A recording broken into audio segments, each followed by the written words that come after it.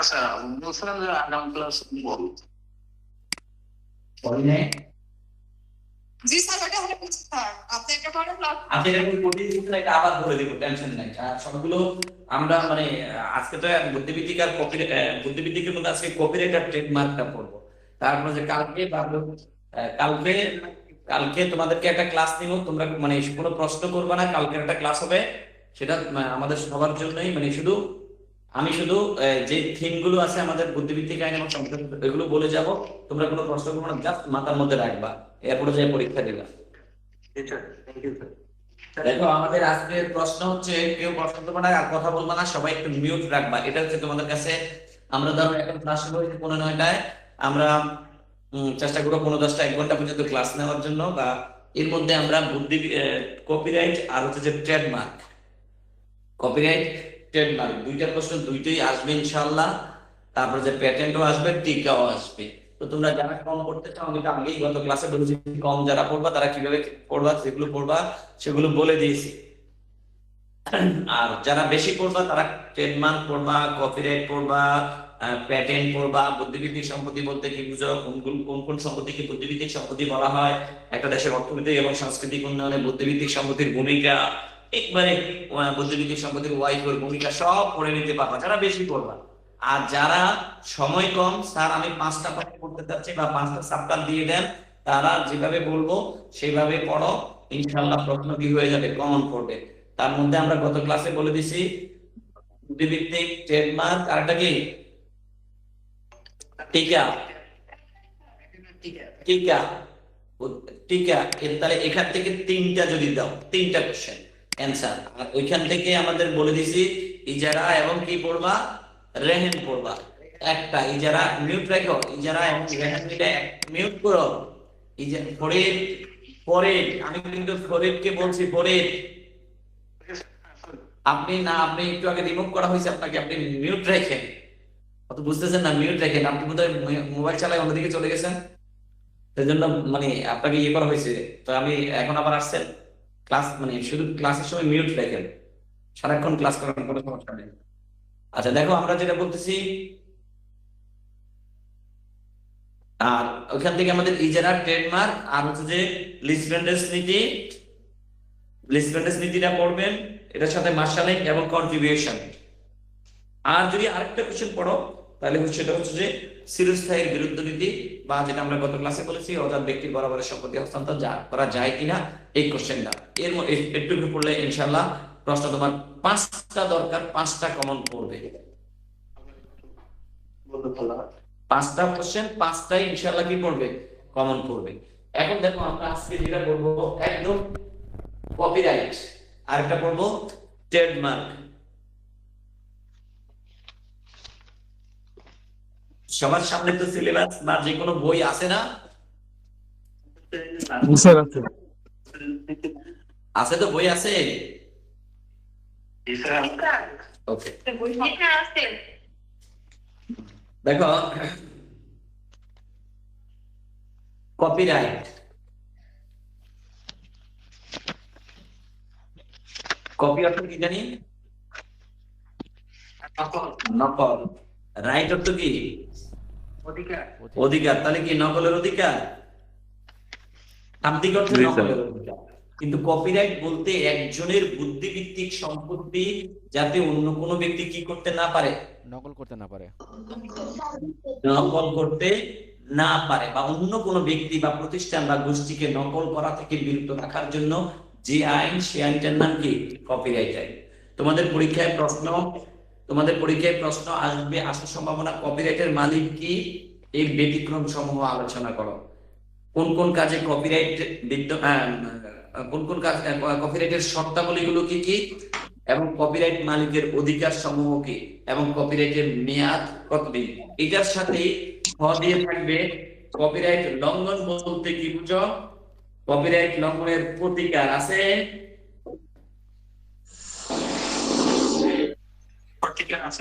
হ্যাঁ প্রতিকার আছে। তাহলে দেখো আমাদের, আমি পুরো প্রশ্নটা একটু আলোচনা করতেছি। সেখানে প্রথম বলা হয়েছে যে কপিরাইট এর মালিক কে, অর্থাৎ কোন কর্মের প্রণেতা, যিনি যেটা সৃষ্টি করবেন, তিনি হচ্ছেন ওই কর্মের প্রথম স্বত্বাধিকারী বা মালিক। তাই আমাদের যেটা এরকম হয় না যে আপনি একটা বই পড়ছেন, সেই বইটা একজনে কপি করে বাজারে বিক্রি করে দিলেন, সেটা এরকম না স্যার? এটা তো নম্বর। অর্থাৎ তুমি একজনের বুদ্ধিভিত্তিক সম্পত্তি, অর্থাৎ বুদ্ধিভিত্তিক সম্পত্তি বলতে কি বুঝে, যা মানুষের মন, মেধা এবং বুদ্ধি দিয়ে সৃষ্টি, সেটার নাম কি? বুদ্ধিভিত্তিক সম্পত্তি। অর্থাৎ আমাদের সম্পত্তির দুই ধরনের, একটা স্থাবর সম্পত্তি ও অস্থাবর সম্পত্তি। এই স্থাবর অস্থাবর সম্পত্তির পাশাপাশি আধুনিক বিশ্বে আরেকটা সম্পত্তি আছে, সেই সম্পত্তিটা হচ্ছে কি? বুদ্ধিভিত্তিক সম্পত্তি। অর্থাৎ যা মানুষের মন এবং মেধা দিয়ে কি করা হয়? সৃষ্টি, সেই সম্পত্তিকে বুদ্ধিভিত্তিক সম্পত্তি বলে। যেমন আমাদের এই যে আমরা এখন তোমাদের সাথে কথা বলতেছি, ক্লাস নিচ্ছি, এটা কি? এটা স্যার এটা বুদ্ধিভিত্তিক সম্পত্তি, ইন্টেলেকচুয়াল প্রপার্টি। এটা মানুষের মন এবং মেধা থেকে আসছে।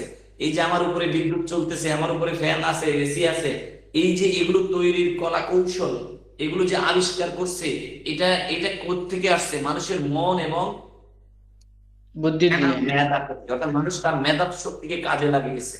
এবং এই যিনি যেটা প্রথমবারের মতন আবিষ্কার করছেন, তিনি সেটার কি? মালিক। স্বত্বাধিকারী, প্রথম মালিক। এই স্বত্বাধিকারী মানে পণ্যটা, মানে এটা যাতে অন্য, তিনি তো এটা প্যাটেন্ট নিছেন, মানে ইনি এটা মানে কৌশলগত আবিষ্কারক, তো ইনি এটা প্যাটেন্ট নিছেন, এটা অন্য কেউ কি করতে পারবে না, ওনার অনুমতি ছাড়া, ওনার লাইসেন্স ছাড়া অন্য কেউ কি করতে পারবে না, উৎপাদন বা বিক্রি করতে পারবে না। এই যে অন্য ব্যক্তিকে উৎপাদন করা হতো, অন্য ব্যক্তিকে বিরত করা হতে, মানে বিরত রাখার নামটাই কি? বিরত রাখার জন্য যে আইন, সেই আইনটার নাম কি? কপিরাইট। কপিরাইট আইন।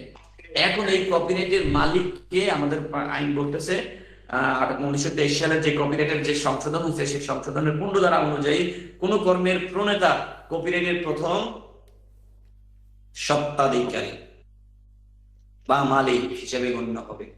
এখন এখানে আরো বলছে যে চাকুরি বা শিক্ষানবিশের অধীন সংবাদপত্র বা সাময়িকীতে বা মালিকের চাকরিতে নিযুক্ত থাকাকালে বা সংবাদপত্র, ম্যাগাজিন বা সাময়িকীর উদ্দেশ্যে রচিত যদি সাহিত্যকর্ম, এখানে যদি মালিকের সাথে যদি কোনো ভিন্ন চুক্তি না থাকে, তাহলে ওই যিনি ওই ম্যাগাজিনটা, ওই সাময়িকীটা যিনি প্রকাশ করতেছেন, সম্পাদক হয়ে যাবেন প্রথম মালিক। বোঝা গেছে? আবার শিক্ষানবিশের ক্ষেত্রে নিয়োগকারী হয়ে যাবেন ওই, যদি ভিন্ন কোনো চুক্তি না থাকে, তাহলে ওই কপিরাইটের প্রথম মালিক। আবার বলছে যে জনসমক্ষে কেউ যদি বক্তৃতা বা বিবৃতি দেয়, তাহলে তিনি হবেন সেটা কপিরাইটের প্রথম মালিক। ভিন্ন চুক্তি না থাকলে কোনো সরকারি কর্মের ক্ষেত্রে সরকার উক্ত কর্মের প্রথম কপিরাইট মানে মালিক। আবার এখানে ব্যতিক্রম বলছে, আমি সংক্ষেপে বলে যাচ্ছি, তোমাদেরকে বইতে আরো ডিটেলস দেওয়া আছে, বা আমার বই দেখবে যে বেশি ডিটেলস করে দেওয়া আছে। ব্যতিক্রম বলা আছে যে কোনো ব্যক্তি যদি কোনো কর্ম কোনো পত্রিকায় প্রকাশ করে বা শিক্ষার্থীদের কোনো নাটক বা সাহিত্য রচনাপূর্বক প্রকাশ করে, সেক্ষেত্রে ওই পত্রিকার মালিকই হয়ে যাবেন সেটার কি? প্রথম মালিক বা স্বত্বাধিকারী। তারপর যদি কারো উদ্যোগে বা অর্থের বিনিময়ে যদি কোনো ছবি আঁকে ইত্যাদি ক্ষেত্রে, যদি ওই যিনি ছবি আঁকতেছেন তার সাথে যদি কোনো চুক্তি না থাকে, তাহলে তিনি হয়ে যাবেন, যার উদ্যোগে ওই ছবিটা আঁকতেছে, তিনি হয়ে যাবেন কি? স্বত্বাধিকারী বা মালিক। এরপর বলছে যে কোনো কর্মের ক্ষেত্রে ভিন্ন কোনো চুক্তি ছাড়া সরকার ওই কর্মের প্রথম স্বত্বাধিকারী। স্থানীয় কর্তৃপক্ষের নির্দেশে যদি কোনো কর্তৃপক্ষ কোনো কিছু, কোনো কর্ম বা উদ্ভাবন করে, তাহলে স্থানীয় কর্তৃপক্ষ হয়ে যাবে সেটার প্রথম মালিক। তাহলে আমাদের মূল কোশ্চেনটা হচ্ছে যে কপিরাইটের মালিক কে? এর কি কোনো ব্যতিক্রম রয়েছে কিনা? তারপরে আবার আমাদের এখানেই প্রশ্ন করে যে যদি কেউ কপিরাইট অর্জন করতে চায়, তাহলে এই কপিরাইট অর্জন করতে হলে কি কি কন্ডিশন বা কি কি শর্ত তাকে মেনে চলতে হবে, কি কি অ্যাপ্লাই করতে হবে, সেখানে বলছে যে কপিরাইট যদি নিতে হয় তাহলে সেটা হয় সাহিত্য হতে হবে, নাটক হতে হবে, অথবা সঙ্গীত হতে হবে, অথবা শিল্প। তোমরা সবাই একটু লিঙ্কটা একটু শেয়ার করে দিবা, লিঙ্কটা একটু শেয়ার করে দিবা। যে যে কলেজ থেকে জয়েন করছো ওই কলেজের গ্রুপে লিঙ্কটা শেয়ার করে দিবা। আর সবাই আমাদের পেজের সাথে থাকবা, তুমি ল এডুকেয়ার পেজের সাথে থাকবা, পেজে লিঙ্কটা দেওয়া হয়, তখন দ্রুত জয়েন করতে পারবা। তারপর হচ্ছে সাহিত্য, নাটক, সঙ্গীত, শিল্প সুলভ আদি কর্ম, শব্দ রেকর্ডিং, তারপরে হচ্ছে যে এই ধরনের কর্ম, এই ধরনের শ্রেণীর অন্তর্ভুক্ত হতে হবে। কি কি? অর্থাৎ কপিরাইট অর্জন করতে হলে তোমাকে সেটা সাহিত্য হতে হবে, নাটক হতে হবে, সঙ্গীত হতে হবে, অথবা চলচ্চিত্র হতে হবে, অথবা কোনো ছবি হতে হবে, শব্দ রেকর্ডিং হতে হবে। এই কর্মগুলোর মধ্যে কি আছে? কপিরাইট বিদ্যমান আছে। তারপরে বলছে এবং ওই যে কর্মটা তুমি কপিরাইট নিতে চাচ্ছ সেই কর্মটা অবশ্যই মৌলিক, বা প্রথমবারের মতো তুমি এটার মৌলিকত্বটা প্রমাণ করতে হবে, যে এটার উপযোগিতাটা কি, এটা কি কাজে ব্যবহৃত হবে, বা এটা সৃজনশীল কিনা, এগুলো প্রমাণ করতে হবে, অর্থাৎ মৌলিক হতে হবে। 2 নম্বর হচ্ছে যে কর্মটির ক্ষেত্রে কর্মটি প্রথম যদি বাংলাদেশ থেকে প্রকাশিত হয় তাহলে ওই কর্মের প্রণেতা বা মানে মৃত্যুর তারিখে অন্তত তাকে বাংলাদেশে কি করতে হবে, নাগরিক মানে স্থায়ী কি হতে হবে, বাসিন্দা হতে হবে। এক কথায় সহজ কথায় তাকে বাংলাদেশের স্থায়ী বাসিন্দা হতে হবে। তারপরে যে সাহিত্য স্থাপত্য কর্মক্ষেত্র ব্যতীত অন্য কোনো কর্মের ক্ষেত্রে কর্মের প্রস্তুতির সময় প্রণেতা অবশ্যই বাংলাদেশের কি হবে, বাসিন্দা, নাগরিক হতে হবে। এরপরে আবার বললো যে চলচ্চিত্রের ক্ষেত্রে ফিল্মটি যদি চলচ্চিত্রের কোনো কপিরাইট নিতে চাও, তুমি আমাদের দেশে তো ইন্ডিয়ান বা চায়না বিভিন্ন চলচ্চিত্রগুলো তারা নকল করে, নকল কইরা এটাকে কি করে, মানে একটা নকল সিনেমা তৈরি করে। এখন এখানে চলচ্চিত্রের ফিল্মের ক্ষেত্রে বলছে যে ফিল্মটি অবশ্যই মৌলিক হতে হবে, অর্থাৎ এটা প্রথমবারের মতো তুমিই তৈরি করছো, বাংলাদেশে তৈরি করছে, বাংলাদেশের পরিচালকে তৈরি করছে, অন্য কারো কাছ থেকে সেটা কি করা হয় নাই, কপি করা হয় নাই। অন্য কারো কপি করা হয় নাই। আবার বলছে যে সাহিত্য, নাটক, সঙ্গীত কর্ম দ্বারা শব্দ রেকর্ডিং এর ক্ষেত্রে শব্দ রেকর্ড করার সময় ওই রেকর্ডিংটা কি হতে হবে, মৌলিক হতে হবে। তার এই যে ধরো আমাদের বিভিন্ন টিভি চ্যানেল বা বিভিন্ন বিবিসির খবর শুনি, বা বাংলাদেশ রেডিও, বাংলাদেশ বিটিভি, দেখবে যে খবরের আগে একটা মানে টোন ইউজ করে, আছে কিনা, একটা টোন ইউজ করে না, এটা কিন্তু কপিরাইট করা। হ্যাঁ, এটা কিন্তু কপিরাইট করা, এটা অন্য কেউ কি করতে পারবে না, ব্যবহার করতে পারবে না। ইউজ করতে পারবে না। দেখবা যে চ্যানেল এর খবর বা ভয়েস অফ আমেরিকা বা বিভিন্ন চ্যানেলগুলোর আগে একটা শব্দ, একটা মানে মিউজিক বেজে ওঠে, এই মিউজিককে কি করা যাবে না, অন্য চ্যানেল কি করতে পারবে না, ব্যবহার করতে পারবে না। ঠিক আছে? তো এই জন্য বলছে যে শব্দ রেকর্ড করার সময় ওই রেকর্ড কর্মের কপিরাইট লঙ্ঘন, মানে অন্য কর্মের যাতে কপিরাইট লঙ্ঘন না হয়। তাহলে আমাদের প্রথমত হচ্ছে যে প্রশ্নটা হচ্ছে যে কপিরাইট অর্জনের জন্য কি কি শর্ত কি করতে হয়, পূরণ করতে হয়। তাহলে এটা 2023 সালের কপিরাইট আইনের কত ধারায়? 15 ধারা, 15 ধারায়, 14 ও 15 ধারায়। তোমরা কিন্তু এই শুধু ধারা তো মনে থাকবে, এরপরে নিজের মতো করে লিখে দিবা। এটা সাহিত্য হতে হবে, সঙ্গীত হতে হবে, নাটক হতে হবে, চলচ্চিত্র, শব্দ রেকর্ডিং হতে হবে, এবং এটার মৌলিকত্ব থাকতে হবে, কর্মটির যিনি মানে বাংলাদেশের স্থায়ী বাসিন্দা হতে হবে। তারপর চলচ্চিত্রের ক্ষেত্রে ওই চলচ্চিত্রটি অন্য কোনো দেশের কপিরাইট, অন্য কোনো দেশের নকল হতে পারবে না। মানে তারপরে যে শব্দ রেকর্ডিং এর ক্ষেত্রেও ওই শব্দটা অন্য কোনো মানে কারোর সাথে কি হতে পারবে না, কপিরাইট লঙ্ঘন হতে পারবে না। এগুলো খেয়াল রাখতে পারবে। তার এটার একটা নান্দনিক ডিজাইন থাকতে হবে, শৈল্পিক ডিজাইন থাকতে হবে। এই বিষয়গুলো কয়েকটা বানায় লেখা যাবে না? জি স্যার, লেখা যাবে। স্যার হচ্ছে কপিরাইটের মালিকের উপধারা 1-এ যে এত বড় বিস্তারিত ক নাম্বার, এটা কি সংক্ষেপে লেখা যাবে স্যার? এগুলো তো সব সংক্ষেপে লিখবা। আমি তো সংক্ষেপে যেভাবে পড়াচ্ছি শুধু আমার দিকে খেয়াল রাখো। কপিরাইটের মালিকের তিনটা অধিকার। কয়টা অধিকার? তিনটা অধিকার। অধিকার।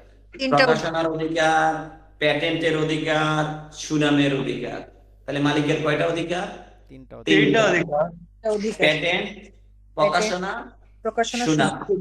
আবার প্রকাশনা, তিনি যেটা আবিষ্কার করবেন সেটা প্রকাশ করতে পারবেন, এটা তিনি অবশ্যই প্যাটেন্ট দিবেন, কারণ তিনি এটার প্রথম দাবিদার।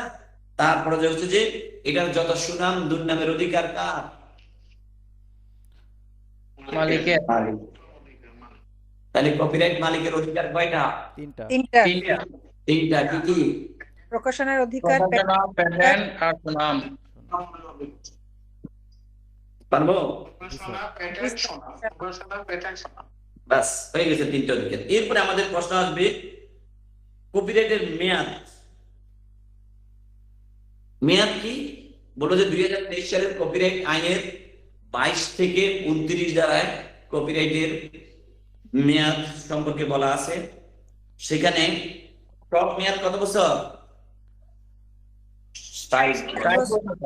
60 বছর। তো তোমরা একটু লিখতে হবে কিভাবে। 22 ধারায় বলছে যে সাহিত্য, নাটক, সঙ্গীত এগুলোর মেয়াদ হচ্ছে 60 বছর। কপিরাইট কত বছর? 60 বছর। একটু আর বেশি লেখা যাবে না। দ্বিতীয়ত হচ্ছে যে চলচ্চিত্রের ক্ষেত্রে 23 ধারা অনুযায়ী মেয়াদ 60 বছর। শব্দ রেকর্ডিংয়ের ক্ষেত্রে 24 ধারা অনুযায়ী মেয়াদ 60 বছর। উল্লেখ করা কি জরুরি স্যার?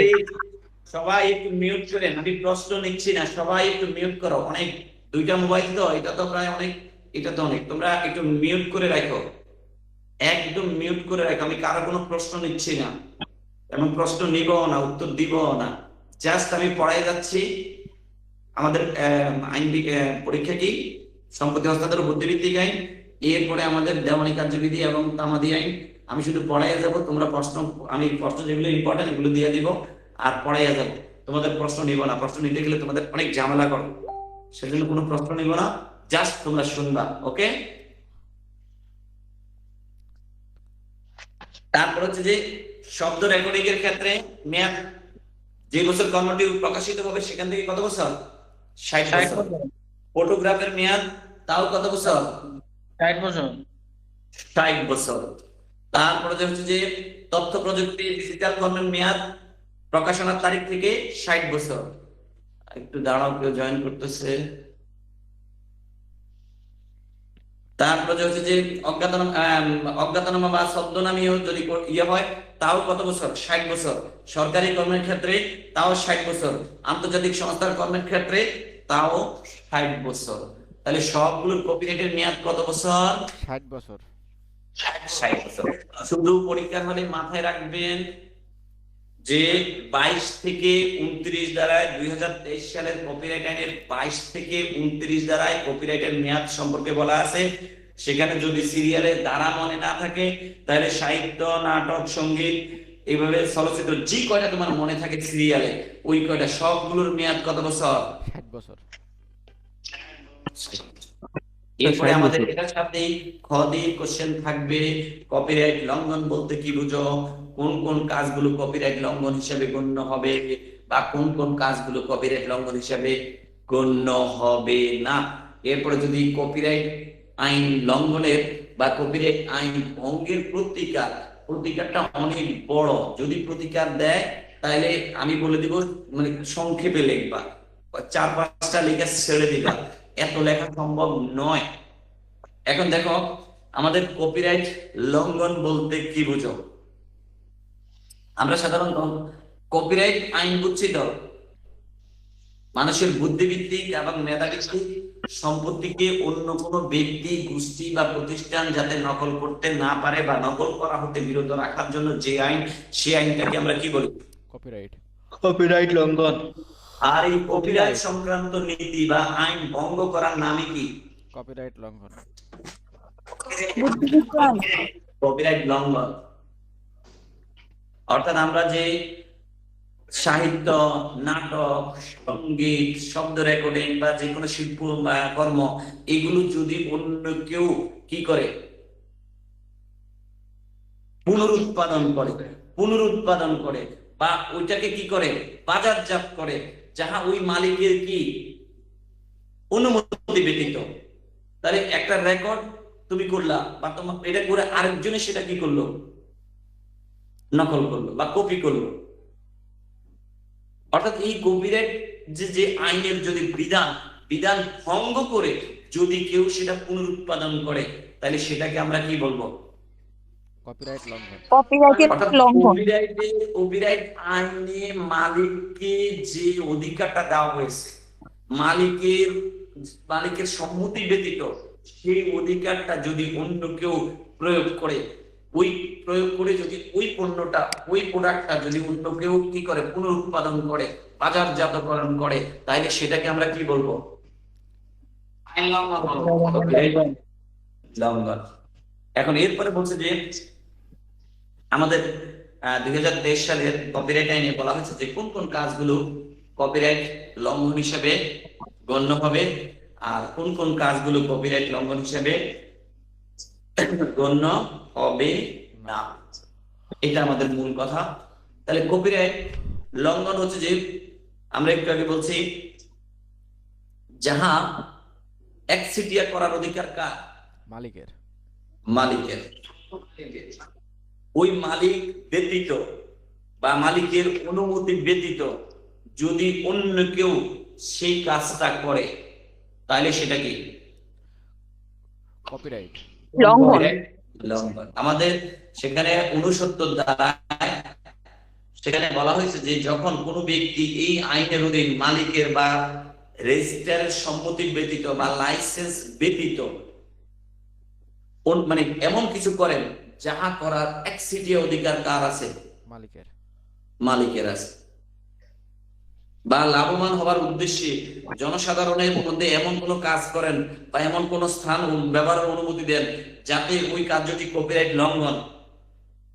তাইলে এছাড়াও বলছে যে কোন ব্যক্তি কপিরাইট লঙ্ঘন হয়েছে বলে গণ্য হবে কোন ব্যক্তি যদি মালিকের অনুমতি ব্যতীত ওই কর্মটি ভাড়া দেন, বিক্রয় করেন, বাণিজ্যিকভাবে প্রদর্শন করেন, বাণিজ্যিক উদ্দেশ্যে বা কপিরাইটের মালিকের অধিকার ক্ষুণ্ণ হয় এমন কোন জায়গায় সেটা বিতরণ করেন বা বাণিজ্যিকভাবে জনসাধারণের মধ্যে সেটা প্রচার করেন, প্রদর্শন করেন, অথবা বলছে যে কোন কর্মের অধিকার লঙ্ঘন করে যদি বাংলাদেশে কি করেন, আমদানি করেন। এরপরে বলছে যে জাতীয় সঙ্গীত, দেশাত্মবোধক অথবা বলছে যে কি ধর্মীয় সঙ্গীত এর সুর যদি কেউ কি ব্যঙ্গাত্মক ভাবে কি করেন, ব্যবহার করেন, উপস্থাপন করেন। যেমন আমাদের মাঝে দিয়ে দেখো না, আমাদের দেশের একটা বিখ্যাত লোক হিরো আলম জাতীয় সঙ্গীতরে কি করে ফেলছিল, বিভিন্ন সঙ্গীত গুলোকে কি করছে, এটা কি কপিরাইটের লঙ্ঘন। সরাসরি কপিরাইটের লঙ্ঘন। তাহলে এই এরপরে হচ্ছে যে আবার এগুলো পারবো কয়েকটা, পারবো না কয়েকবার পড়লে? জি স্যার পারবো।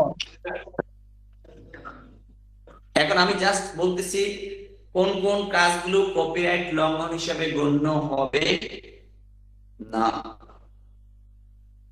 যেমন তোমরা দণ্ডবিধি পড়ছিলা?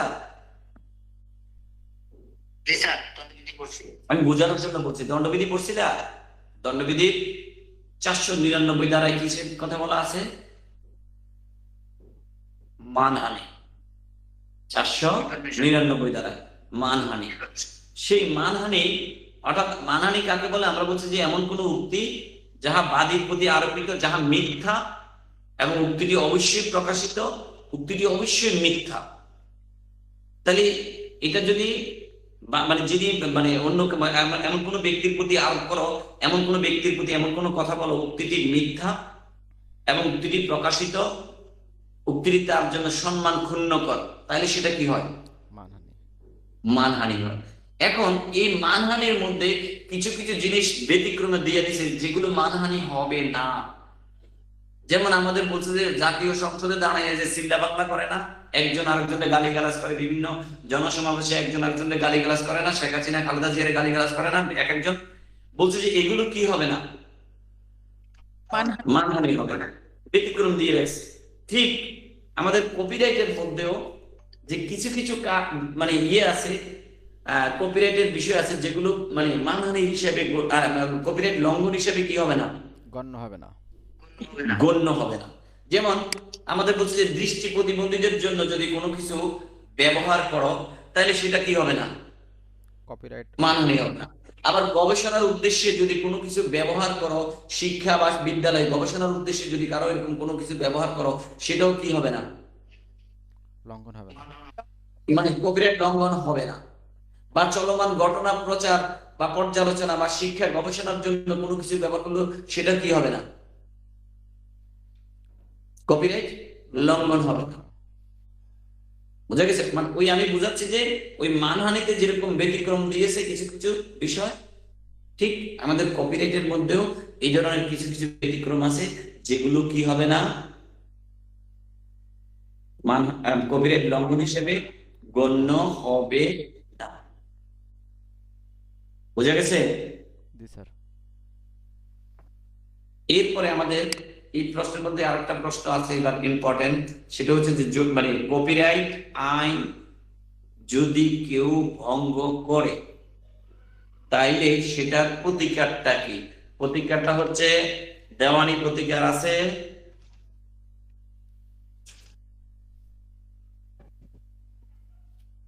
তারপর যে ফৌজদারি প্রতিকার, আর একটা হচ্ছে যে প্রশাসনিক প্রতিকার। কয়টা প্রতিকার? তিনটে প্রতিকার। তিনটা প্রতিকার। খেয়াল করবা, খুব বড় প্রশ্ন, খুব সংক্ষেপে লিখতে হবে। তোমরা যখন দেখবে যে এটা একটা লেস কোশ্চেন আসছে, লেস কোশ্চেন আসলে তোমরা বলবা যে 2023 সালের কপিরাইট আইনে 3 ধরনের প্রতিকারের কথা বলা আছে। একটা হচ্ছে যে দেওয়ানি, আরেকটা হচ্ছে ফৌজদারি, আরেকটা হচ্ছে প্রশাসনিক। কয়টা প্রতিকার? তিনটা। তিনটা প্রতিকার স্যার। কি কি? দেওয়ানি, ফৌজদারি, প্রশাসনিক। দেওয়ানি, ফৌজদারি প্রতিকার। যাদের কাছে আমাদের বই আছে দেখবে যে বইয়ের মধ্যে আমি দিয়ে রাখছি বিশাল প্রতিকার, কিন্তু পরীক্ষার হলে এত কিছু লেখা যাবে না। এরপরে এখন এই দেওয়ানি প্রতিকারটা কি? দেওয়ানি প্রতিকারের মধ্যে আরো সংক্ষেপ করে আনবা। একটা নিষেধাজ্ঞা, ইনজাংশন, প্লিজ মিউট করো ওয়াজিব। একটা নিষেধাজ্ঞা আর একটা হচ্ছে ক্ষতিপূরণ। কি বলছি? একটা নিষেধাজ্ঞা আর একটা হচ্ছে কি? ক্ষতিপূরণ। ক্ষতিপূরণ। ক্ষতিপূরণ। ক্ষতিপূরণ। একটা নিষেধাজ্ঞা আর একটা কি? ক্ষতিপূরণ। ক্ষতিপূরণ। আরে বাবা সেটা বাদ, আমি তো তোমারে বলতেছি কি দেওয়ানি প্রতিকারের মধ্যে কয়টা বলছি? একটা নিষেধাজ্ঞা আর একটা কি? ক্ষতিপূরণ। ক্ষতিপূরণ। এরপরে ফৌজদারি প্রতিকারের মধ্যে ব্যাপক, আমাদের যে নতুন 23 সালের যে নতুন আইন, সেখানে 28টা বিষয় আছে। তো এত 28টা বিষয় তুমি তো লিখতে পারবা না। তুমি কি করবা? ফৌজদারি প্রতিকারের মধ্যে সেখানে 84 থেকে মানে কপিরাইট আইনের 84 থেকে 115 ধারার মধ্যে ফৌজদারি প্রতিকার সংক্রান্ত বিধিবিধান গণনা করা হয়েছে। সেখান থেকে দেখবে যে আমাদের নোট থেকে তুমি 2টা অথবা 3টা বা বেশি পারলে তো অয়েল এন্ড গুড, যদি বেশি পারো এখন বলবা যে কপিরাইট অধিকার লঙ্ঘন করলে, অর্থাৎ কোনো ব্যক্তি যদি কপিরাইট অধিকার লঙ্ঘন করে বা লঙ্ঘনে সহায়তা করে তাহলে সর্বোচ্চ কত বছর? 4 বছরের কারাদণ্ড এবং কত হাজার টাকা? 5 লক্ষ টাকা। 5 লক্ষ টাকা পর্যন্ত তিনি কি হবেন? অর্থদণ্ড হবে। অর্থদণ্ডে দণ্ডিত। একটু এখন যদি প্রমাণিত হয় যে আদালতের নিকট তিনি ব্যবসায়িক উদ্দেশ্যে সেটা করেন নাই, তাহলে অনধিক 6 মাসের কারাদণ্ড অথবা 50,000 টাকা জরিমানা। তাহলে দেখো পারবো? যদি কপিরাইট আইন লঙ্ঘন করে তাহলে প্রথমত কত বছরের কারাদণ্ড? 4 বছর। 4 বছরের কারাদণ্ড আর কত হাজার টাকা জরিমানা? 5 লক্ষ টাকা। এই শুধু একটু লিখবা। দ্বিতীয়ত হচ্ছে যে চলচ্চিত্রের অধিকার লঙ্ঘনের ক্ষেত্রে তিনি চলচ্চিত্রের অধিকার লঙ্ঘন করলে বা লঙ্ঘনে সহায়তা করলে বলছে যে 5 বছরের কারাদণ্ড, 10 লক্ষ টাকা জরিমানা। আবার বলছে যে অতিরিক্ত কপি মুদ্রণ বা প্রকাশনার ক্ষেত্রে তাও বলছে যে 5 লক্ষ টাকা জরিমানা এবং অতিরিক্ত কপি 5 লক্ষ টাকা জরিমানা এবং অতিরিক্ত কপিগুলো বাজেয়াপ্ত করা হবে। আবার বলছে যে এভাবে মানে অন্তত এইভাবে 4-5টা, বেশি দিবা না, 4-5টা দিয়ে তুমি এটা শেষ করতে হবে। আর যদি পরীক্ষার হলে কপিরাইট লঙ্ঘনের প্রতিকার, তাহলে কিন্তু তোমাকে সবগুলো লিখতে হবে। এখন এত মুখস্থ করতে পারবা না, 4টা অথবা 5টা মুখস্থ করে রাখবা। প্রথমে আমরা বলছি দেওয়ানি প্রতিকার। দেওয়ানি প্রতিকারের মধ্যে 2টা বিষয় পাইছি, একটা কি নিষেধাজ্ঞা, আরটা কি ক্ষতিপূরণ। আর ফৌজদারি প্রতিকারের মধ্যে আমরা পাইলাম সেখানে আমাদের 84 ধারা থেকে 115 ধারায় বিস্তারিত বলা আছে। সেখান থেকে তুমি 84, 85, 86 এই কয়েকটা দিয়ে এটা শেষ ক্লোজ করবা। এরপরে চলে আসবা তুমি ফৌজদারি প্রশাসনিক প্রতিকারের মধ্যে। প্রশাসনিক প্রতিকার অর্থাৎ সেখানে আমাদের 120 ধারায় বলছে যে এই আইনের অধীন কপিরাইট সংশ্লিষ্ট কার্য দ্বারা বা রেজিস্ট্রার বা বোর্ডের নিম্নরূপ, এটা সাধারণত দেওয়ানি এখতিয়ার থাকবে বা দেওয়ানি আদালত রূপে গণ্য হবে। সেখানে বলছে যে যদি কোনো ব্যক্তি কপিরাইট লঙ্ঘন করে তাকে সমন দিবে, সমন দেওয়ার পরে তাকে মানে আসলে পরীক্ষা করবে আসলে তিনি এই কাজটা করছেন কিনা বা এটা কপিরাইট লঙ্ঘন হয়েছে কিনা। তারপরে তার দলিলপত্র বা সাক্ষ্য প্রমাণ উপস্থাপন করতে বলবে, আদালত এখানে পরীক্ষা করবে এবং প্রয়োজনে বিরোধ নিষ্পত্তির জন্য মধ্যস্থতা করবে এবং প্রয়োজন হলে আদালত। তোমরা মিউট করো, আমার তো মিউট দরকার নাই, তোমরা সবাই মিউট রাখো, সবাই মিউট রাখো। এটা কোন জায়গা থেকে করে বলো তো?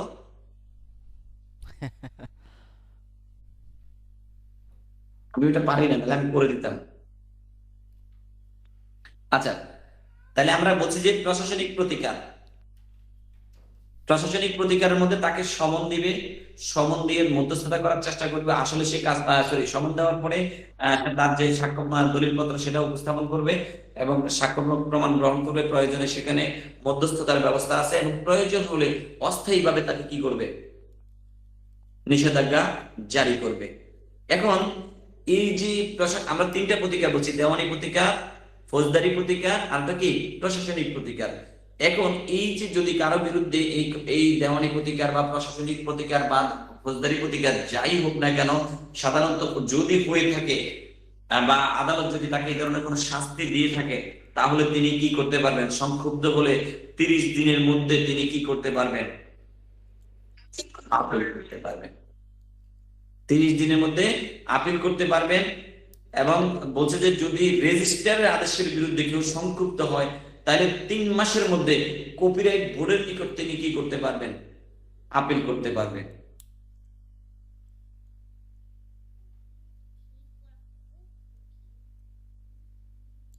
তারপরে যে কপিরাইট বোর্ডের আদেশের বিরুদ্ধে হাইকোর্ট বিভাগে তাও বলছে যে 3 মাসের মধ্যে আবার তিনি কি করতে পারবেন, আপিল করতে পারবেন। তাহলে কি আমরা বুঝছি কিনা আমাদের প্রশ্নটা? প্রশ্নটা হচ্ছে যে কপিরাইটের মালিককে কোন কপিরাইটের জন্য কোন কোন কন্ডিশন বা শর্তাবলী গুলো কি কি, কোন কোন কাজে কপিরাইট বিদ্যমান, কোন কোন কাজে কপিরাইট বিদ্যমান। সরি, এর মধ্যে ছিল নাকি?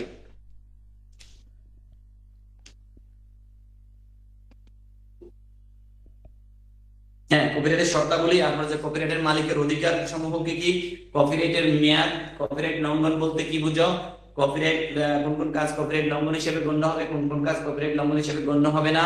পারবো? জি স্যার। চেষ্টা করব স্যার, ইনশাআল্লাহ। লাইসেন্স বলো। প্রশাসনিক প্রতিকারের মধ্যে যেটা 1, 2, 3, 4টা আছে, তাহলে আমি আলোচনা করলাম 1 নম্বর পর্যন্ত 6টা। বাকি যে 2, 3, 4 আছে তুমি পুরোটাই পড়বা, পুরোটাই পড়বা। আমি তো জাস্ট সংক্ষেপে বলে গেলাম, কারণ পরীক্ষার হলে এত কিছু লেখার কি থাকবে না, তোমার সময় থাকবে না, সম্ভব হয় না। সেজন্য খুব সংক্ষেপে আমি ওইভাবে বলে গেছি, এইভাবে লিখেছে আসবা।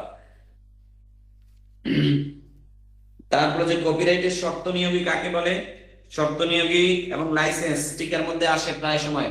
লাইসেন্স কাকে বলে, সরি লাইসেন্স কি, এটা আমাদের টিকার মধ্যে প্রবাবলি আসতে পারে, তো এটা একটু দেখে যাবা। আর কপিরাইট বোর্ড তো আমাদের তাও টিকার মধ্যে আসে, কপিরাইট বোর্ড এটাও টিকার মধ্যে 6 জন সদস্য থাকবেন, 6 জন সদস্য নিয়ে কপিরাইট বোর্ড গঠিত, এটাও টিকার মধ্যে ম্যাক্সিমাম সময় আসে। ট্রেডমার্ক, ট্রেড অর্থ কি? ব্যবসা। বাণিজ্য। বাণিজ্য। মার্ক অর্থ কি? মার্ক অর্থ চিহ্ন বা সিম্বল। চিহ্ন। তাহলে ট্রেডমার্ক মানে কি? বাণিজ্যিক চিহ্ন। বাণিজ্যিক চিহ্ন। স্যার সত্ত্ব নিয়োগ আর লাইসেন্সটা একটু সংক্ষেপে যদি একটু করে দিতেন ভালো হতো।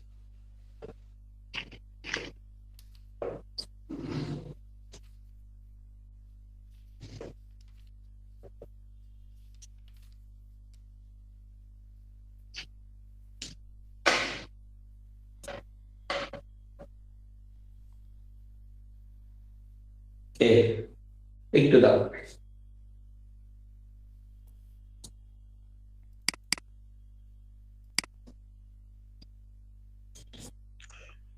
স্যার শর্ত নিয়োগ টিকাটা বুঝি না স্যার, এটা একটু বুঝে দিবেন। কোনটা? শর্ত নিয়োগ স্যার। শর্ত মানে কি? মালিকানা। শর্ত নিয়োগ হচ্ছে যে মালিকানার হস্তান্তর। খেয়াল করো, আমরা সুনির্দিষ্ট প্রতিজ্ঞার আইনের 8 ধারায় করছি শর্ত পুনরুদ্ধার। শর্ত মানে কি? মালিকানা। তো শর্ত নিয়োগী, শর্ত নিয়োগী বলতে এখানে শর্তের হস্তান্তর করা। আর লাইসেন্স মানে কি? অনুমতি দেওয়া। তুমি একটা হচ্ছে যে মালিকানা হস্তান্তর করা, আর একটা হচ্ছে যে আমি আমার কোনো গাড়ি কোনো কিছু ব্যবহার করার জন্য লাইসেন্স দিছি। দুইটা দুই জিনিস। বুঝতে পারছি কিনা? জি স্যার। একদম সহজভাবে বলছি। শর্ত মানে কি? এটাকে বলো মালিক। মালিকানা। আর লাইসেন্স মানে কি? লাইসেন্সের বাংলা অর্থ কি? অনুমতি বা অনুমতি প্রদান করা। দেখো, তোমার একটা গাড়ি আছে, তোমার একটা বাড়ি আছে, তোমার একটা বাড়িতে ভাড়া দিচ্ছ, তুমি একটা গাড়ি আছে, গাড়ির ড্রাইভারকে তুমি লাইসেন্স দিচ্ছ, এটা ব্যবহারের কি দিচ্ছ? অনুমতি। অনুমতি দিচ্ছ। আর শর্ত নিয়োগী মানে কি? শর্ত নিয়োগ মানে কি? শর্তের হস্তান্তর করা। শর্ত মানে মালিকানাটা কি করা? হস্তান্তর। হস্তান্তর করা। বুঝো নাই? বুঝেছি স্যার। মালিকানা হস্তান্তর মানে স্যার থ্যাংক এখন মানে মালিকানা হস্তান্তর করে। দেখো, আমি একজনকে শর্ত নিয়োগী দিয়েছি, মানে মালিকানা হস্তান্তর করে দিচ্ছি। এখন মালিকানা হস্তান্তর করার পরে ওই যিনি যার কাছে হস্তান্তর করছি তিনি যদি মরে যায়, তাহলে ওটার মালিকানা কে হবে বলো তো? যাকে দেওয়া হচ্ছে হস্তান্তর যাকে করা দেওয়া হবে তার উত্তরাধিকারী, তাই তো? তার ওয়ারিশ। তার উত্তরাধিকারী। আর আমি তোমাকে একটা গাড়ির ব্যবহার করার অনুমতি দিচ্ছি। এখন ড্রাইভার ব্যবহার করবো না, ড্রাইভার মারা গেছে, এখন এটা গাড়ির মালিক কে? আমি তো। তিনি মালিক। তাহলে একটা হচ্ছে যে শর্তের হস্তান্তর, আর হচ্ছে কি? কোন অনুমতি, লাইসেন্স বা অনুমতি পত্র। হ্যাঁ, এগুলো পারবে। এগুলো হয়তো কঠিন শব্দ থেকে বুঝে নেই, একবার যেটা পড়লে ইনশাআল্লাহ পারবেন। আচ্ছা দেখো, আমরা যাচ্ছি ট্রেড। ট্রেড মানে কি? বাণিজ্য। বাণিজ্য, ব্যবসা। মার্ক অর্থ কি? চিহ্ন। দেখো, একটু বের করো, একই ধরনের বস্তু বা একই ধরনের পণ্য বিভিন্ন ব্যক্তি বিভিন্ন কোম্পানি কি করে? উৎপাদন করে। তো এক কোম্পানির উৎপাদিত পণ্যটা, এক কোম্পানির উৎপাদিত বস্তুটা, এক কোম্পানির উৎপাদিত দ্রব্যটা অন্য কোম্পানির উৎপাদিত পণ্য থেকে আলাদা করার জন্য কতগুলো বাণিজ্যিক চিহ্ন ব্যবহার করা হয়ে থাকে। এই বাণিজ্যিক চিহ্নগুলোকে কি বলা হয়? ট্রেডমার্ক। ট্রেডমার্ক। আমরা দেখো, আমি সবসময় উদাহরণ দিই, টিনের উদাহরণ দিয়ে। গরু মার্কা ডেউটিন, উট মার্কা ডেউটিন, হাঁস মার্কা ডেউটিন, বা বিভিন্ন কি জানি ঘোড়া মার্কা, এই মার্কা সেই মার্কা আছে না? জি স্যার। তাহলে সবাই কি করতেছে? টিন বানাচ্ছে। টিনের ব্যবসা করতেছে। এখন গরু দেখলে বুঝি যে এটা কার? আবুল খায়েরের নাকি? জি স্যার। আবার ঘোড়া দেখলে বুঝে যায় এটা অন্য জনের। তাহলে এই মার্ক, এই যে টাইগার মার্কা, ঘোড়া মার্কা, এই মার্কা গুলোকে কি বলা হয়? ট্রেডমার্ক। ট্রেডমার্ক বা চিহ্ন। আমার কাছে একটা কলম আছে, দেখো আছে, এই কলমের একটা লোক, এটা এই একটা মার্ক, ট্রেডমার্ক আছে। এটা কিন্তু ট্রেডমার্ক করা, এটা অন্য কেউ কি করতে পারবে না, ব্যবহার করতে পারবে না। ব্যবহার করতে পারবে, ব্যবহার করতে পারবে না। তাহলে কি আমি তোমাদেরকে বেশি ইয়ে করতেছি না, সময়ও কম। ট্রেডমার্কের সংজ্ঞা দাও। একটি উত্তম ট্রেডমার্কের বৈশিষ্ট্য।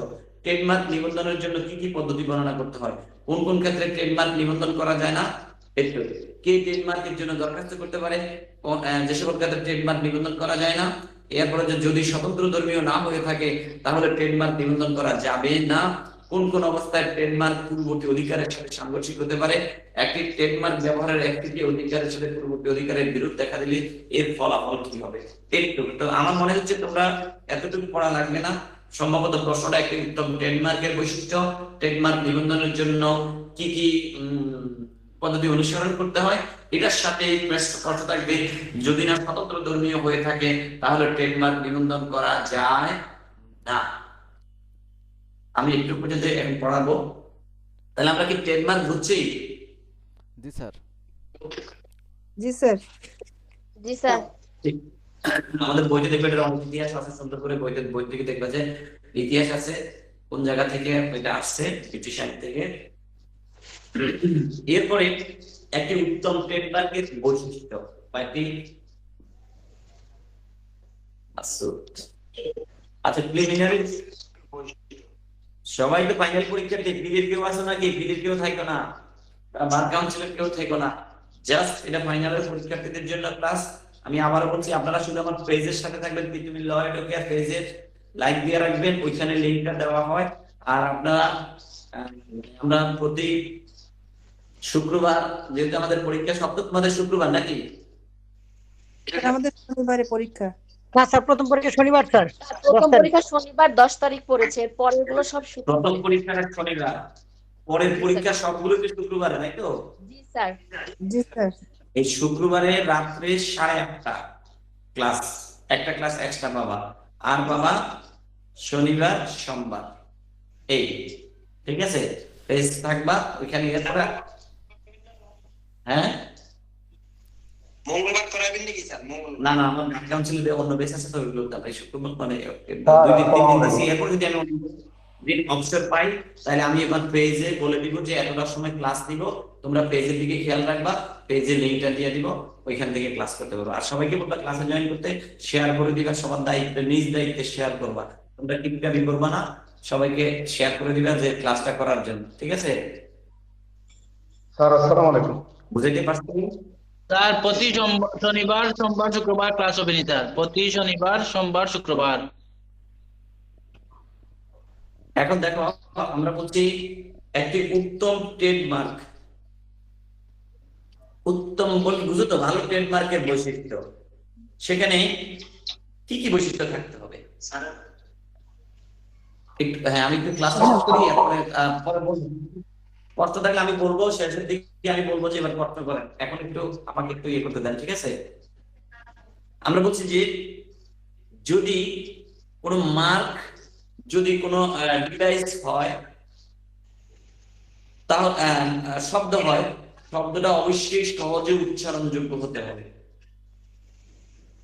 আবার যদি ডিভাইস বা টেকনিক্যাল কৌশল হয়, তা একটি শব্দ দ্বারা বর্ণনাযোগ্য হতে হবে।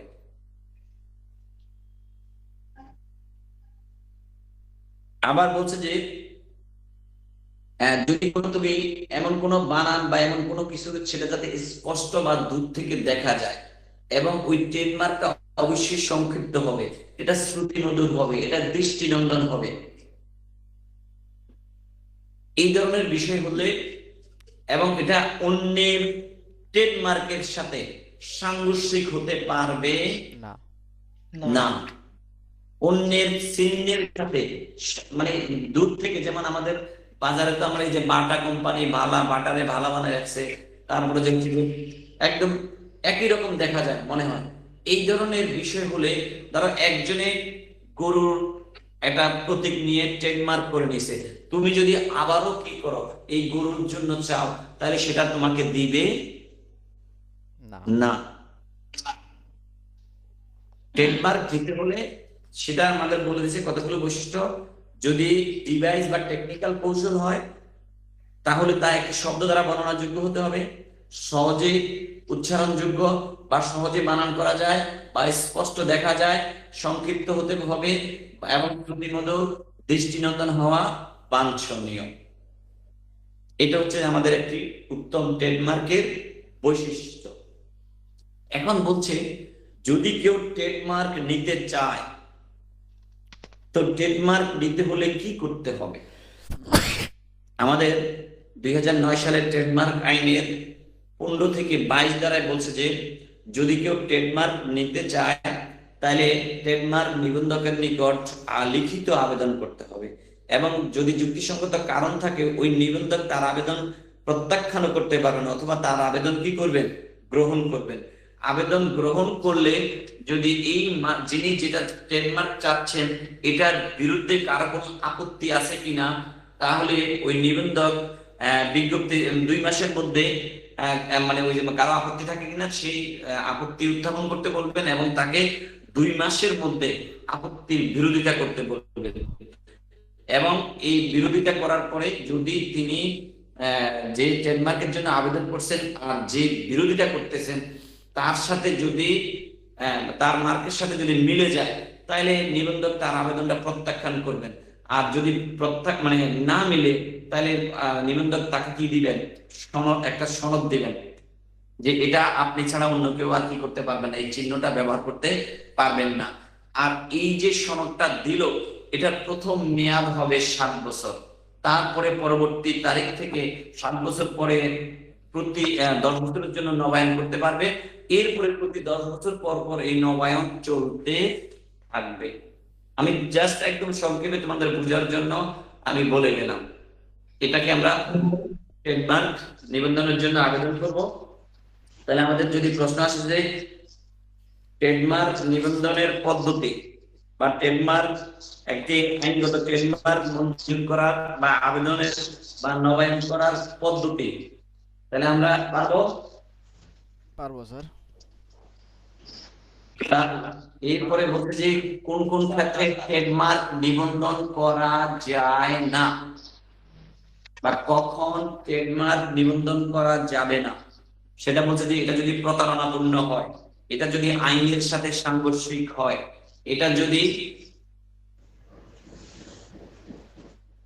ধর্মবিরোধী হয়, অথবা শ্রেণী বিশেষের অনুভূতিতে আঘাত সৃষ্টি করে, অথবা কোনো রাষ্ট্রীয় প্রতীক বা চিহ্ন যদি তুমি ট্রেডমার্ক চাও তাহলে সেক্ষেত্রে দিবে না। অর্থাৎ আমি আবার বলছি, তুমি যদি এমন কোনো চিহ্ন চাও, এমন কোনো প্রতীক ট্রেডমার্কের জন্য নিবন্ধন করতে আবেদন করো যেটা কোনো প্রতারণাপূর্ণ অথবা আইনের সাথে সাংঘর্ষিক, বাংলাদেশের প্রচলিত আইনের সাথে সাংঘর্ষিক, অথবা কোনো ধর্মের প্রতীক অথবা ধর্মের তোমাকে এটা যদি ট্রেডমার্ক দেয় তাহলে ধর্ম বিরোধী কোনো ধর্মের সাথে সাংঘর্ষিক হবে, অথবা কুরুচিপূর্ণ কোনো শব্দ বা কুরুচিপূর্ণ কোনো চিহ্ন, এগুলোকে ট্রেডমার্ক দিবে না। তার মানে যে ধর্মীয় অনুভূতিতে আঘাত হানলে বা ধর্ম বিশেষের ক্ষতিকারক বা আমাদের যে ধর্মীয় বিশেষ মুসলমান এবং হিন্দুদের বা খ্রিস্টানদের বিভিন্ন ধর্মীয় চিহ্ন বা প্রতীকগুলো আছে সেগুলো দেওয়া যাবে না। অথবা তুমি যদি জাতীয় পতাকা, জাতীয় মানে প্রতীক, এই ধরনের কোনো চিহ্ন যদি ট্রেডমার্কের জন্য আবেদন করো যেটা রাষ্ট্রের জাতীয় প্রতীক বা জাতীয় পতাকার সাথে সাংঘর্ষিক, তাহলে তোমাকে কি দিবে না? ট্রেডমার্ক দিবে না।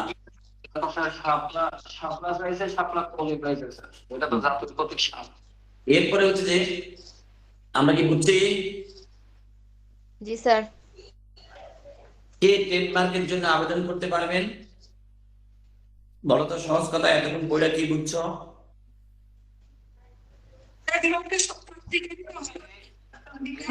কোনো ধারা দিব না, ট্রেডমার্কের স্বত্বাধিকারী।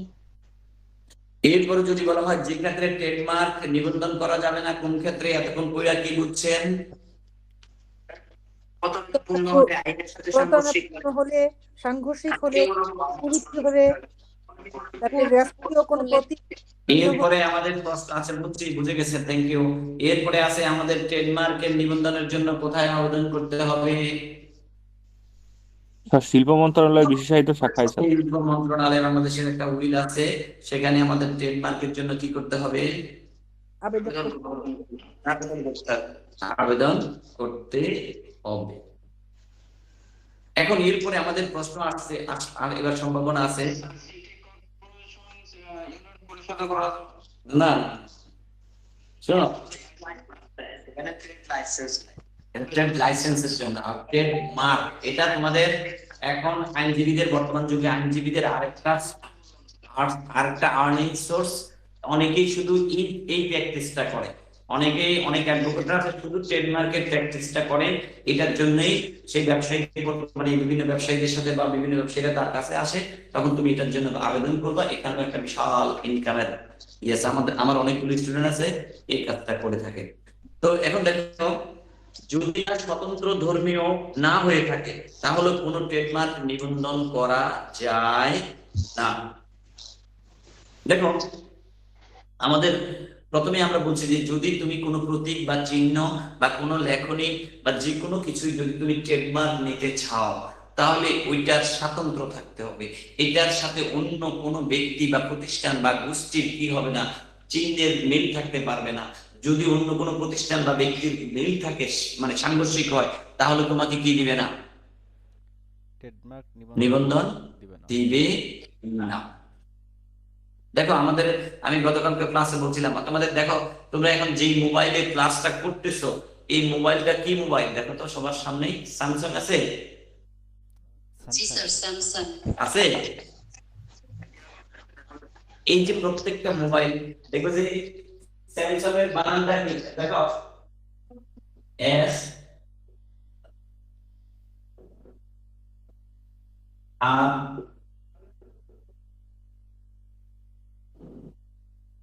কোনটা সঠিক? স্যার উপরেরটা। আরেকটা স্যার, উপরেরটা। উপরেরটা তো হ্যাঁ। কোনটা ঠিক? উপরেরটা ঠিক স্যার, উপরেরটা। নিচেরটা স্যার। এটা আমরা যে স্যামসাংটা ইউজ করি তারা এই লোগোটা ব্যবহার করে। আর এটা মার্কেটে একটা আছে, এটা কি? নকল। বা তোমরা দেখবে যে এই ধরো আমরা বিভিন্ন চিহ্নগুলো, বিভিন্ন প্রতীকগুলো, যেমন আমরা BA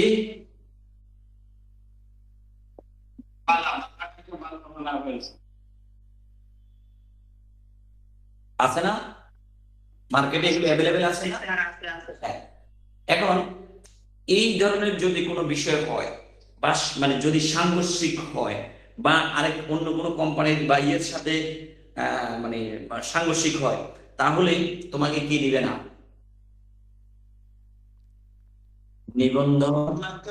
নিবন্ধন দিবে না, অনুমতি দিবে না। পারবো?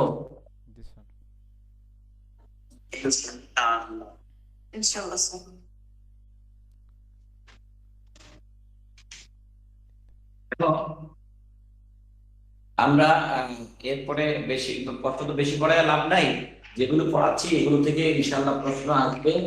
একটা আমরা বলছি ট্রেডমার্ক, আরেকটা বলছি কি জানি, কপিরাইট। আর এখান থেকে কি লিখবো? যদি এখান থেকে প্রশ্ন দেই,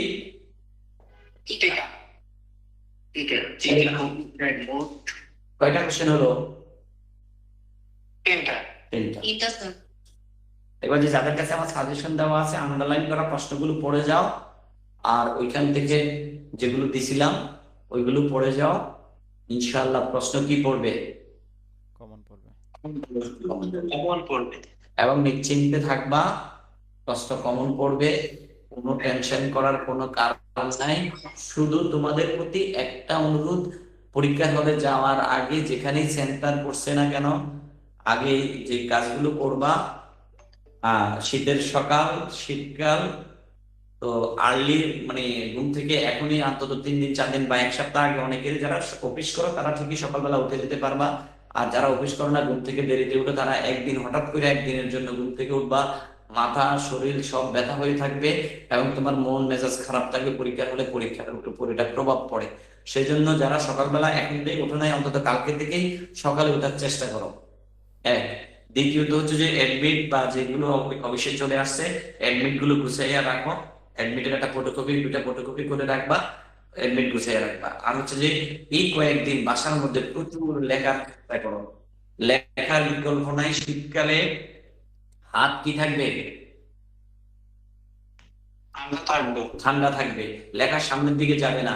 প্রথম কোশ্চেনটা তোমরা যারা আমার কথা শুনতেছো বা আমি যাদের সাথে পড়াই বা যারা আমাদের এখানে আসো বা আমার সাথে আসো আমাদের কোচিং থাকো পড়ো, তাদের প্রতি অনুরোধ, সবাই প্রথমে টিকার অ্যান্সার করবেন। টিকাগুলো প্রথম ফার্স্ট টিকার অ্যান্সার করবেন। আর টিকার অ্যান্সার করতে গিয়ে যদি 1 ঘন্টা বা 1 ঘন্টা 10 মিনিটও সময় যায়, ডোন্ট ওয়ারি, কোনো চিন্তা নাই। টিকা দেওয়ার পরে যদি আপনি ডিসিশন নেন যে আমি মানে বুদ্ধিভিত্তিক আইন থেকে 3টা প্রশ্নের উত্তর দিব, তাহলে কপিরাইট দিবেন, ট্রেডমার্ক দিবেন, শেষ, টিকা দিবেন, শেষ। আর যদি প্যাটেন্ট, আরো সহজ, প্যাটেন্ট ট্রেডমার্ক কপিরাইট থেকে আরো সহজ একটা বিষয়, তো ওইটা যদি দিতে চান তাও ওইটা দিতে পারবেন, সমস্যা নেই, কিন্তু 3টার বেশি দেওয়া যাবে না। এরপরে আস্তে দাঁড়া বলতেছি, এরপরে চলে আসবা তুমি যদি মনে করো, আমার অনুরোধ হচ্ছে যে সবার প্রতি সম্পত্তি হস্তান্তর থেকে বেশি কোশ্চেন অ্যান্সার করার চেষ্টা করবা। সম্পত্তি হস্তান্তর থেকে 3টা আর কপিরাইট থেকে 2টা দিবা, কারণ সম্পত্তি হস্তান্তরের থেকে আমাদের যে প্রবলেমেটিক যদি কোনো কোশ্চেন আসে তাহলে সেগুলো অ্যান্সার করবা।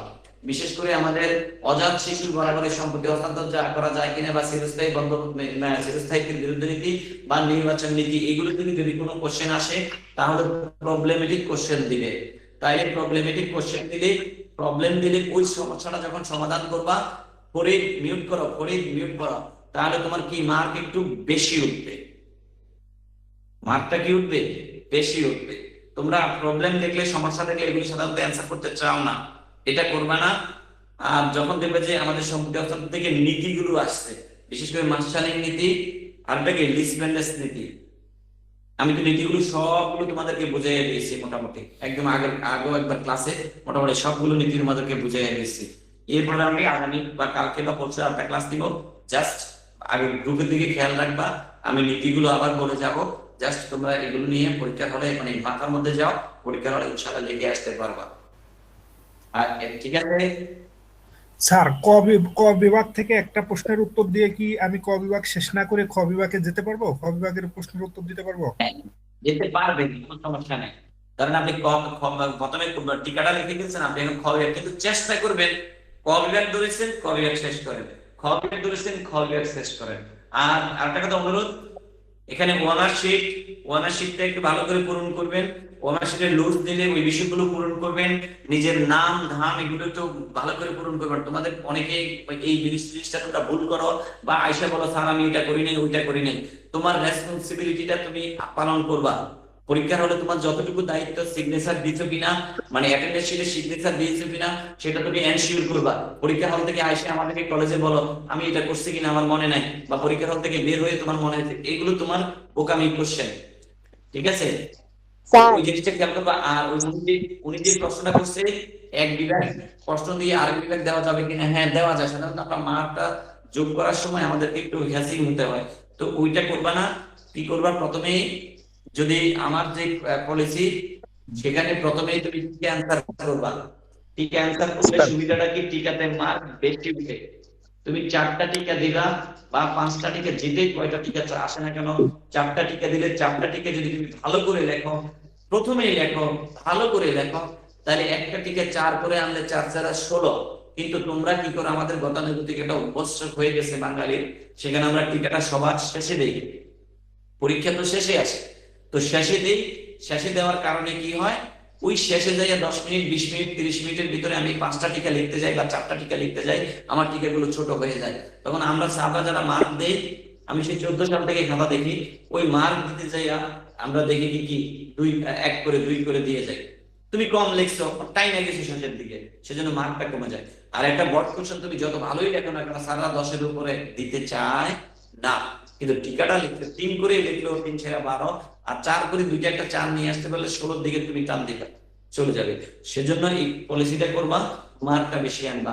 ফ্রিতে 3rd ক্লাস পাইছো, ডোন্ট রিগ্রেট, এখন ফাইনালে তোমাকে 2nd ক্লাস পেতে হবে। ফাইনালে 2nd ক্লাস পেলে সেটাই তোমার মার্কশিটে, তোমার বার কাউন্সিলে মনে থাকবে। স্যার একটা প্রশ্ন, স্যার একটা কোশ্চেন টিকা বলে দিলে অনেকের প্রশ্ন আমি বলে দিচ্ছি, আজকে একটু পরে প্রশ্ন নিচ্ছি। টিকার মধ্যে তোমরা অনেকে জানতে চাচ্ছো কোন টিকাগুলো পড়বা, কোন টিকাগুলো পড়বা। আমি বলে দিচ্ছি সহজ কথায়, গত বছরের যে টিকাগুলো আসছে সেগুলো বাদ দিবা, বাদ দিয়ে 2021 সালের যে টিকাগুলো আসছে সেগুলো পড়বা। 2020 সালের যে টিকাটা আসছে সেগুলো অনেকগুলো কোথায় চলে আসছে, 22-এ চলে আসছে। সেটা যেগুলো 22-এ আসছে সেগুলো বাদ দিবা, 20-এর যেগুলো 22-এ আসে নাই সেগুলো ধরবা। আর 21-এর টিকাগুলো মিলাইয়া পড়ো। টিকা 4টা ইনশাআল্লাহ তোমার 4টাই কমন পড়বে। ওকে, জি স্যার। আরেকটা স্যার question কবি তোমাদের ভাগের বলবো। একটু গুরুত্বপূর্ণ একটু কয়েকটা question প্রশ্ন ছিল বলেন একটা। না। স্যার আজকে আমার ফার্স্ট ক্লাস তো স্যার, একটা শর্ট সাজেশন দেওয়া যাবে? স্যার কবি ভাগ থেকে কয়টা গুরুত্বপূর্ণ প্রশ্ন একটু বলে দেন। আমি মনে হয় একেবারে শুরু থেকেই আমরা কবিভাগ বলে দিচ্ছি, আবারও বলে দিচ্ছি। যারা প্রশ্ন যাতে তোমাদের প্রশ্ন না করতে হয় সেজন্য আমি বিভিন্ন উত্তর প্রশ্ন তোমরা কি কি প্রশ্ন করবে সেগুলো আমি বলে দিচ্ছি। আমাদের কবিভাগ থেকে বলবা ইজারা আর হচ্ছে যে কি রেহেন, একটা কোশ্চেন পড়বা। লিসবেন্ডেস নীতি, মার্শালিং নীতি, লিসবেন্ডেস নীতি, মার্শালিং নীতি, 2টা কোশ্চেন। আংশিক কার্য সম্পাদন নীতি, আংশিক কার্য সম্পাদন নীতি, আর পড়বা তোমরা এখান থেকে চিরস্থায়ী বিরুদ্ধ নীতি। আর হচ্ছে যে আমরা গত ক্লাসে যারা আমাদের মেসেঞ্জারে আছে দেখবে যে অনেকে মেসেঞ্জার ছবি তুলে রাখছে, ওইখান থেকে নিয়ে নিতে পারবা। আর এখান থেকে পড়বা কপিরাইট, ট্রেডমার্ক। যাদের কাছে আমার সাজেশন আছে, সাজেশনের হয়তো বিশ্বাস এখন হবে না, একটা পরীক্ষা দিলে ইনশাআল্লাহ বিশ্বাস হবে। সাজেশনের আন্ডারলাইন করা যে কোশ্চেন গুলো আছে এগুলোই পড়ো, অন্য কোনো কিছু পড়ার দরকার নাই যদি বিশ্বাস থাকে ইনশাআল্লাহ। কার্য সম্পাদন নীতির সাথে কোনটা বলেছিলেন? করতে বলা হয়েছে টিকা কি কোন বিভাগের মধ্যে পড়ে স্যার? খ বিভাগে। বুদ্ধিভিত্তিক আইন গ্রুপ থেকে বলছিলেন 3টা অ্যানসার করতে আসে। আজকে তো নিউমেরিক্যাল ক্লাস হচ্ছে স্যার অ্যানসারের প্যাটার্নে একটু বুঝতে সমস্যা হচ্ছিল। এটা তোমার খুশি? স্যার 5টা প্রশ্ন করতে বলা হয়েছে, এর মধ্যে টিকা কি আমাদের খ বিভাগে যদি আসে, এটা যদি আমি প্রথমে প্রশ্ন করি তাহলে এই খ বিভাগের টিকার সাথে এখান থেকে আরো 2টো করলে আমার টোটাল 3টা শেষ হয়ে যাচ্ছে, এরকম ভাবে। আর ক বিভাগ থেকে আমরা 2টো দিব। এটা তো আমি বলে দিছি, তোমরা যে আগেই বললাম যে খ বিভাগ থেকে যদি তুমি 3টা কোশ্চেন তোমরা এখানে 80% যারা যতগুলো প্রায় 200 স্টুডেন্টের মতন আছে এখানে, তোমরা ম্যাক্সিমাম হলের মধ্যে গিয়ে খ বিভাগ থেকে 3টা প্রশ্নের অ্যানসার দিবা। সবাই ম্যাক্সিমাম খ বিভাগ থেকে 3টা প্রশ্নের অ্যানসার দিবে। কারণ হচ্ছে যে খ বিভাগের প্রশ্নগুলো সহজ এবং কমন পড়ে যাবে। তুমি যাই দেখবে যে আমাদের যাদের কাছে আমার সাজেশনটা দেওয়া আছে, সাজেশনের নিচে দেখো টিকার মধ্যে মার্ক করা আছে, একটু আন্ডারলাইন করা আছে কিনা? হ্যাঁ, এই যে কয়েকটা আন্ডারলাইন করে দেওয়া আছে এগুলো ইম্পর্টেন্ট, এবং এগুলোর মধ্যে তুমি 4টা থেকে হয়তো 5টা 6টা দিবে, 6টাই পেয়ে যাবে ইনশাআল্লাহ। যেগুলো যাদের কাছে যারা সাজেশন নেও নাই, সাজেশন আমাদের পেজে দেওয়া আছে, পেজ থেকে ডাউনলোড করবা। আর হচ্ছে যে করবা তোমার কি না বলে কপিরাইট, ট্রেডমার্ক, বাস এখান থেকে 3টা এনাফ, আর কষ্ট করবা না। আর ওইখান থেকে আমরা বলতে যে সম্পত্তি হস্তান্তর থেকে বলছি, যেখানে ইজারা আর হচ্ছে যে রেহেন, আমাদের আন্ডারলাইন করা যে অংশটুকু আছে, ইজারা এবং রেহেন আন্ডারলাইন করা যে অংশটুকু আছে, আমরা এই ছাড়াও অতিরিক্ত বুঝিয়ে দিচ্ছি রিডামশন এবং clog of the right of redemption, আর হচ্ছে ফরক্লোজার গত ক্লাসে বুঝিয়ে দিচ্ছি। এরপর আমি আগামী বুধবারে হয়তো আবার আসবো ইনশাআল্লাহ, যদি সময় পাই। বুধবার বা বৃহস্পতিবার, যেহেতু শনিবারে পরীক্ষা, বুধবার বা বৃহস্পতিবার যে কোনো সময় আমি আবার রিডেমশন, ফরক্লোজার, তারপরে যে লিসপেন্ডেস নীতি, মার্শালিং নীতি, কনফিউশন নীতি, এগুলো আবারও বলে দিব। তো ঠিক আছে, সবাই ভালো থাকবা। স্যার আংশিক কার্য সম্পাদন নীতির সাথে আরেকটা কি বলেছিলেন? আংশিক কার্য সম্পাদন নীতির সাথে আমরা অগ্রাধিকার নীতিটা বলছি। চিরস্থায়ী বিরুদ্ধ নীতি। মার্কার কলম কি ইউজ করা যায়? পরীক্ষা হলে মার্কার মানে বোল্ড করার জন্য, পয়েন্টগুলো বোল্ড করার জন্য মার্কারটাকে ইউজ করতে যাবে নাকি? মানে পরীক্ষার হলে ওই যে পয়েন্টগুলা মার্ক করার জন্য মার্কার পেন কি ইউজ করা যাবে আনসারগুলো? আমি যে কথা বলতেছিলাম একটু মিউট করো। তোমরা মানে পরীক্ষার হলে অনেকেই লেখাটা মানে মার্ক মানে মার্কার ইউজ করো। তো মার্কার ইউজ করবা বিশেষ করে হালকা কালি, মানে একদম গর্জিয়াস কোনো কালি ইউজ করবা না, ঠিক আছে? এত মানে একদম হালকা কোনো কালি ইউজ করো যদি করার ইচ্ছা থাকে আর কি। আর খাতাটা একটু মার্ক মানে ইয়ে করবা, যদি পারো স্কেল করবা, আর যদি স্কেল নাও করো তাও কোনো সমস্যা নাই, বোঝা গেছে? তবে হালকা কালি ইউজ করবা। আর এই কালি আমরা সাধারণত আমি ব্যক্তিগত অনার্স কোর্স করছি, মাস্টার্স করছি, এলএলবি করছি, এলএলএম করছি, কত কিছু করছি জীবনে, খাতার মধ্যে মার্ক করে নেই, এলএলবি মানে এখন অ্যাডভোকেট হয়েছি, কত মার্ক এগুলো আমি করিনি, এমনিতেই লিখছি খাতাটা একটু জাস্ট স্যার পার্থক্যগুলো কি কোড কেটে লিখতে হবে? হ্যাঁ, পার্থক্যগুলো নিচে নিচে লিখবেন, অপর দিকে দিয়ে। আপনারা ঘর করেন, অনেকে চক করেন, এই চক করার দরকার নাই, অপর দিকে দিয়ে নিচে নিচে লিখবেন, ঠিক আছে? স্যার একটা ঠিক আছে, আগামী বুধবার বা বৃহস্পতিবারে পেজের দিকে খেয়াল রাখবেন, বুধবার বা বৃহস্পতিবারে, কালকে আমাদের অনলাইন অন্য ক্লাস আছে, বুধবার বা বৃহস্পতিবারে আপনাদের সাথে দেখা হবে ইনশাআল্লাহ, ঠিক আছে? ধন্যবাদ স্যার। ইনশাল্লাহ স্যার, ইনশাল্লাহ জি। আসসালামু আলাইকুম স্যার।